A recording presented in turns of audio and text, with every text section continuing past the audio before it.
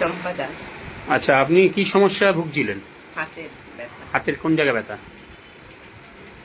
ওইখানে আর আর সারা শরীরে সারা ব্যথা শরীর? ছিল। কোমরে ছিল? পায়ে মানে এই ব্যথাটা কিরকম ছিল আপনার ব্যথাটা? ঝিলিক দিয়েও তো কিছু ধরতে পারতাম না। চামচ এর জন্য কি কিছু। ট্রিটমেন্ট করেছিলেন আমার কাছে আসার আগে? এর আগে এলোপ্যাথিক ওই যে দেখাচ্ছিলাম, হ্যাঁ। ওষুধ সব রিপোর্ট করলাম। কতদিন খেয়েছিলেন তাও? এক মাস 1 মাস। মানে কোনো ইমপ্রুভমেন্ট কিছু না। সেরকম কিছু ফল দেয়নি? তো আমার কাছে এই যে মেশিনের থেরাপিটা দিয়েছেন আজকে 15 দিন ধরুন।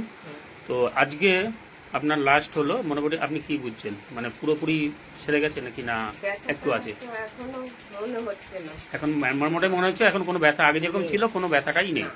মানে পুরোপুরি সুস্থ।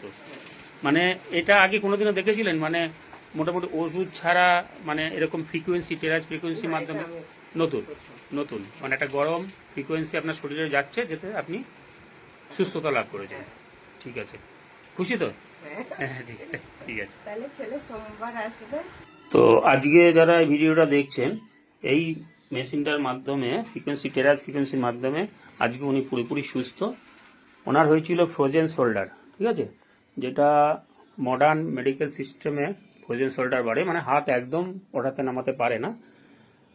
তো 1 মাস ওষুধ খাওয়ার পরে কিছু মানে বিন্দুমাত্র রিলিফ পাননি উনি।